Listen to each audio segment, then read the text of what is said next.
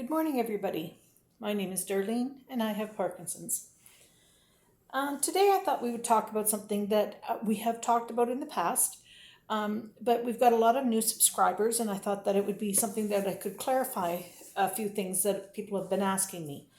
It's about good times, bad times, or on times and off times. Basically, what I mean by the good times and the bad times is if you are taking your medicines, whatever your dosage is or whatever the type of medicine for Parkinson's is, if you're taking it on time and regular, you probably are having a lot of good time.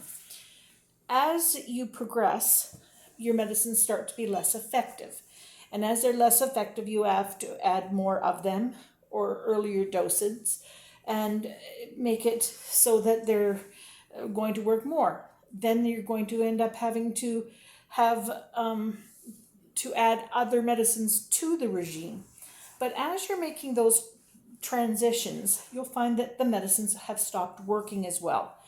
Those are the bad times or the off times. So for myself, I'll use myself as the example because I can't speak for anybody else. I take my levodopa, which is your dopamine, a synthetic dopamine, which is the chemical that is in your brain that is slowly not working when you're having Parkinson's. And so for me, I take that medicine every 3 hours. So when my medicine starts to not work, I have about 45 minutes before my next dose that I'm kind of waiting for it to work. That's the bad time. During that time of waiting, nothing works in your body. Like your body stops. It becomes frozen. Your joints become rigid. Your brain doesn't work very well, so your thinking isn't as clear. It just makes everyday tasks incredibly hard. But you can get through it and whatnot. But if you didn't have as long to wait, it would be nice. But those off times, you can't count on it. You don't know when they're going to happen. You know roughly what the cycle is. For me, I have about 45 minutes before a dose of medicine that is an off time, and then it takes about 15 minutes for that medicine to work now. There has been times when I would be having 45 minutes before a dose and 45 minutes after I took the medicine before it worked, which gave a lot of downtime or bad time. But now I've got myself onto a regimen that includes a patch, which extends the amount of time that's good time. But when you can't count on what's going to happen, the world actually revolves sort of on a pretty much a scheduled existence. People go to work at a certain time. They get off at a certain time. School starts at a certain time. People make a choice whether they want to work out or do their exercises in the morning or the night. And they do that based on what their schedule is. If you don't have a schedule because you don't know when your body's going to work, you have to learn to live without the schedule. And that is not easy, especially for a planner like me. Like, I plan everything. I know when I'm doing things. When I'm having company come over, like this weekend, I'm going to have my son and his wife and my grandson come over. But I don't know when my medicine's going to be working, when it's not going to be working. So I have to learn how to just make do with whatever it is. So say I want to get something done, some cleaning task or cooking dinner or whatever. I have to be flexible enough to know that I'm going to cook that meal when I have good time, because I'm not going to be able to do it when I have bad time. So therefore, that might mean that I'm cooking supper at 10 o'clock in the morning, and then at supper time, we're just going to heat it up in the microwave. Or that might mean that if I'm wanting to get some dusting done that day, that I'm going to dust when I have good time. Well, kind of an ironic little thing for me, and I'm not sure if it's this way for every Parkinson patient. I know sleeping is an issue. For me, I often am awake at night and can't go back to bed. But it's if I'm having good time and it's the middle of the night, well, I don't want to waste it by doing absolutely nothing because I might not get that good time the next day. So there's many, many nights that I will have my time up, which is a good time for me, and I will do whatever task I am wanting to do in the middle of the night.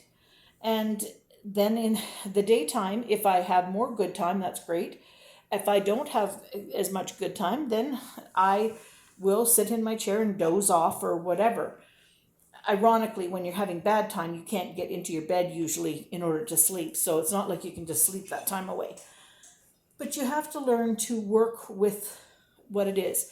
Don't be rigid in your schedule. If you're very rigid in that schedule, life isn't going to be very much fun. Now, today, my granddaughter came over for a visit, and she managed to time it where I was having some good time, and we had an hour and a half of a very good visit.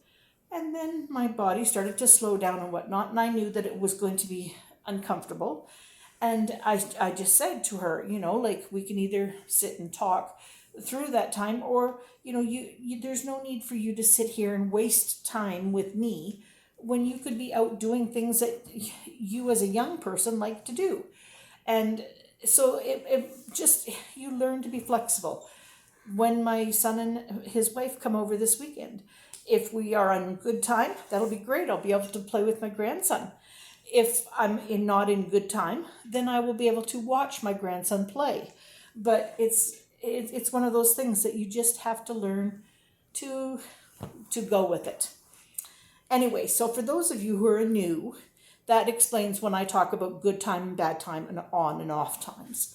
And right now my medicine's working fairly good, other than the fact that if you get upset or anxious or worried or something like that, you can mess your schedule up. So I am trying very hard to be calm, and so that I have more good time.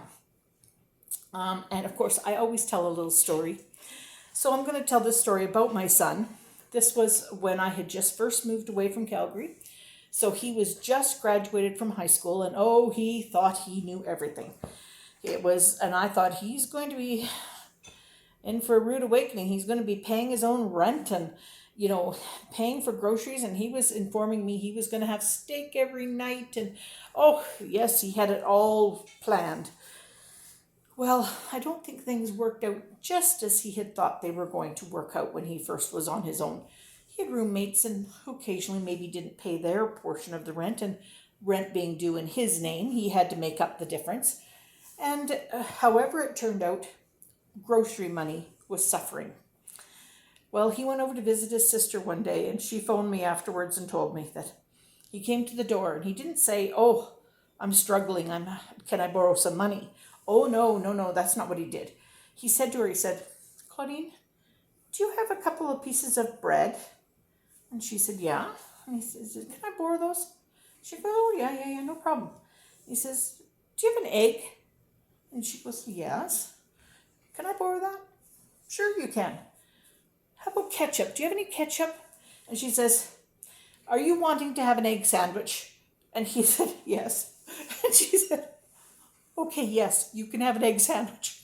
But anyway, she then told me that, he was having a little bit of trouble with his groceries. And I said to her, look, I'm giving you $25 into the account. I said, go down. But I said, don't just give him $25. I said, he'll go out and buy one hunk of meat or something. I said, go out and buy like a case of noodles and a loaf of bread and 3 cans of tuna and, give him a little care package. But anyway, I laughed at it. Do you have bread? Do you have an egg? Do you have ketchup? Yes, you can have a sandwich. Anyway, that's it for today. I'll see you tomorrow.